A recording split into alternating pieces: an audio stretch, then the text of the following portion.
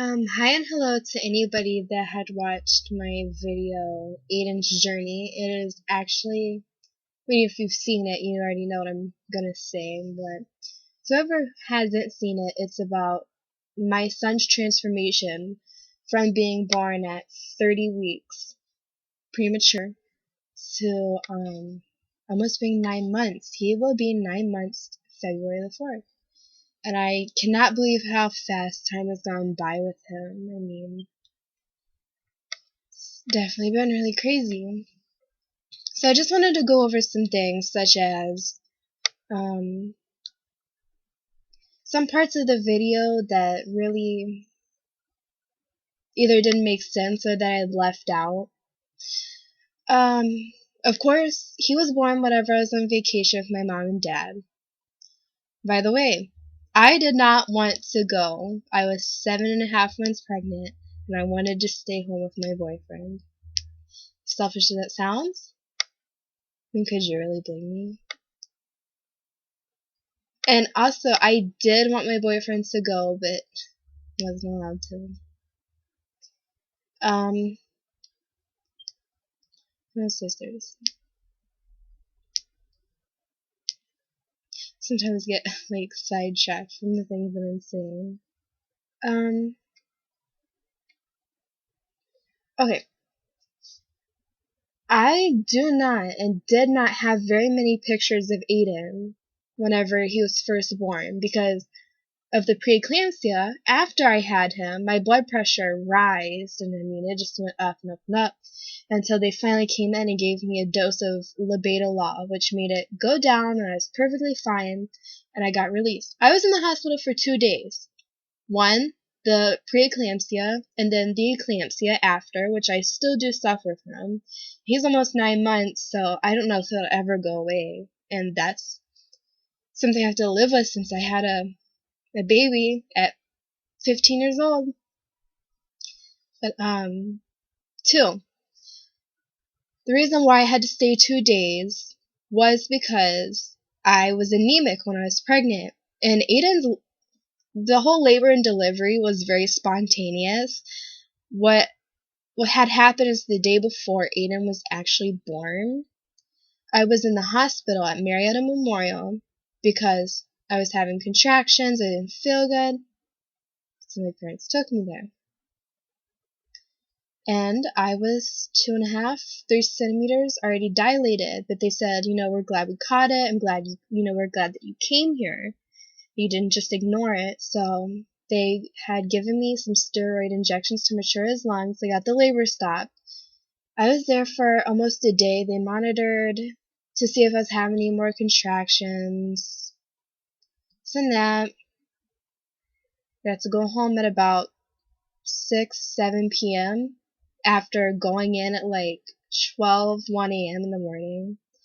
So I was exhausted and I was ready to just get back to my grandparents' house and get in bed. Well, I'd actually only had one steroid injection at the hospital. They let us take home the other one. My dad's ex-wife is a registered nurse, so she came and she gave me the injection. And you have to get it into your behind. It's a very long needle, so you can imagine it hurt. But I got the steroids injected, and then about the next day at about 1 or 2 in the afternoon, it was coming back again. I could feel it. I just kind of wanted to ignore it, like maybe, because I did have a UTI also. I was like, this is just the UTI, and I was bleeding, but they said it could just be from the UTI that I had. So, they got the contractions of the cramps, or Braxton Hicks, so I thought had gotten a lot worse. So I got up, and I felt like I needed to, actually, and this is nasty, I feel like I had to poop. I swear. What it felt like. So I had got up from the bed and I went to the bathroom. I made the mistake of kind of pushing or bearing down,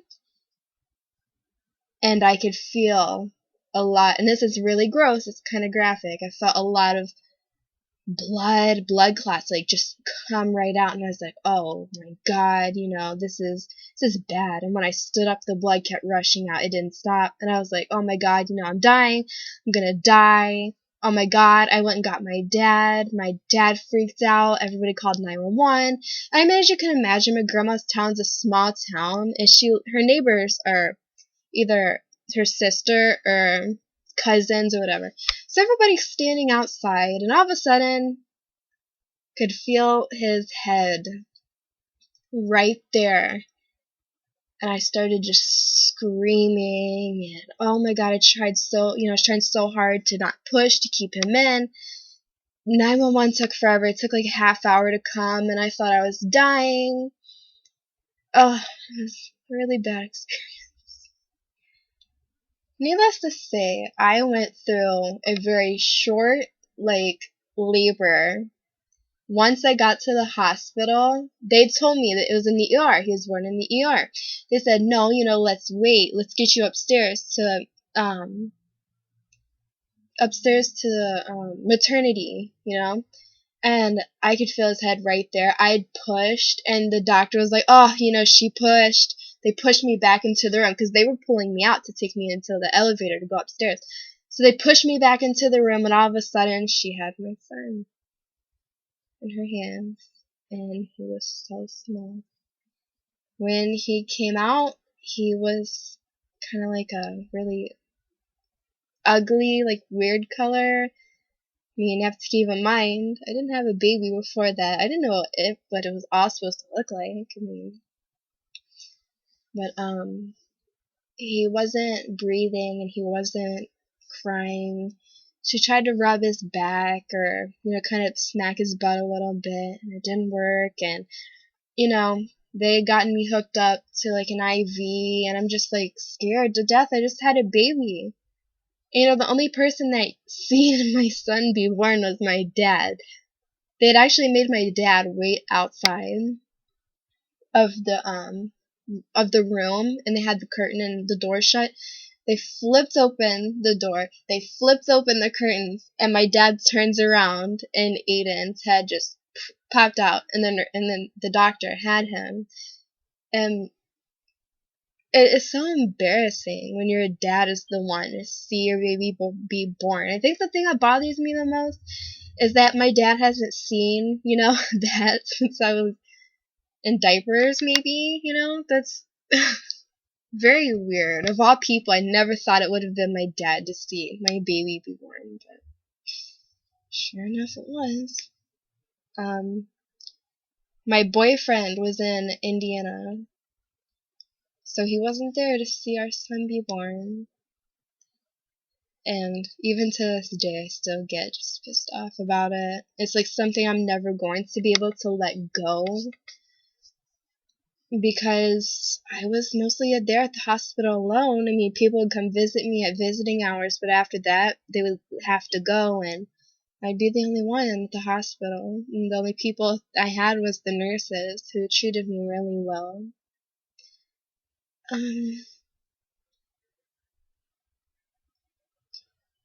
I just think the hardest thing about having a premature baby is, honestly, if you had it the way I did, the distance is the worst.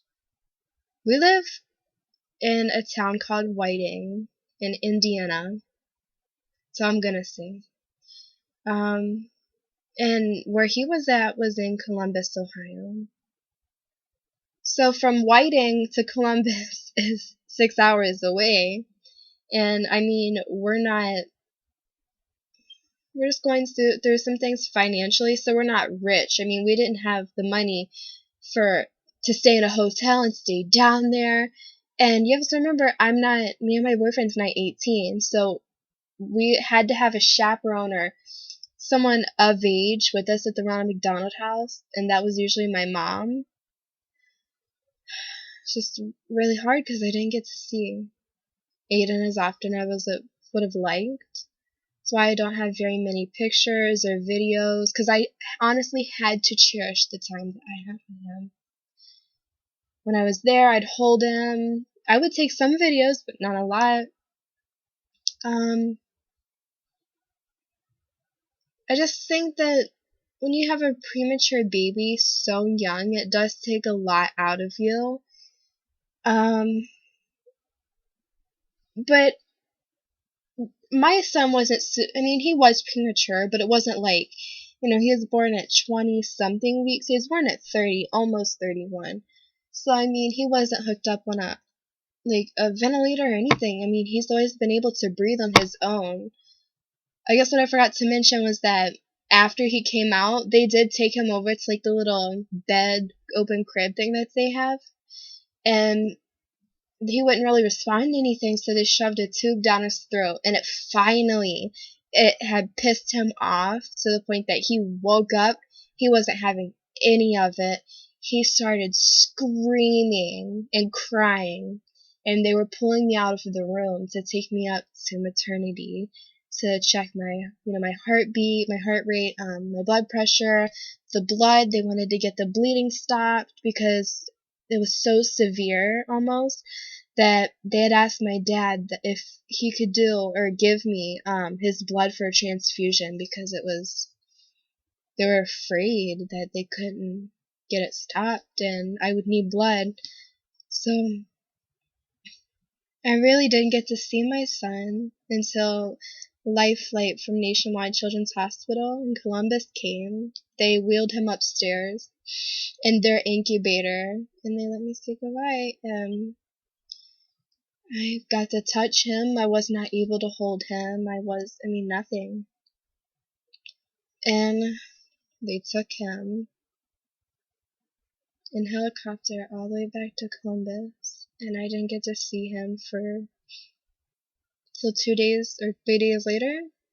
And that was so scary. Imagining just like walking into that room and he's in that incubator. And I mean, he's like this big. Like he was so small. And I just remember my dad wrapping his arms around me and saying, "Oh, it's your baby." And I just remember being like, he's so little. How could that be? Like, of course I knew he was my baby, and of course I've always loved him. But it's just the shock. Seriously, I'm not kidding. I almost passed out when I seen him because I was so scared of him. And they tell me, oh, go sit in the chair. We can recline you. Let's do kangaroo care. We'll strip him down to his diaper. We'll put him down inside your shirt.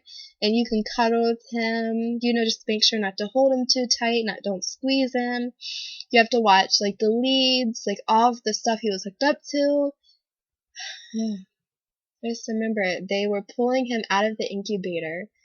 They had stripped him down to the diaper, and he was cold. Automatically got cold, so he started screaming and was crying. And it did not sound like a newborn baby's cry either. It sounded more like a little puppy or like a kitten crying. It was very sad to hear. I hated it. But I kind of just, I wore a loose, low-cut shirt, and I just kind of pulled it out, and they stuck him down in there. And I started to talk to him, and I was holding him like this, and I was just telling him, oh, it's mommy. Like, it's mama, don't worry. And he got snuggled up my chest. When I started talking, he realized who I was. He could smell that, and he just knew who I was. So when he stopped crying and kind of just snuggled up to me, I was so relieved. Like, 3 days apart, and he still knew who I was. And I just thought that was completely, it was amazing.